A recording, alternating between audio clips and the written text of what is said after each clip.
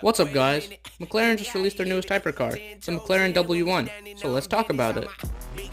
The W1 has an all-new hybrid engine called the MHP8. It's a 4-liter V8 with a Formula 1 derived E-module.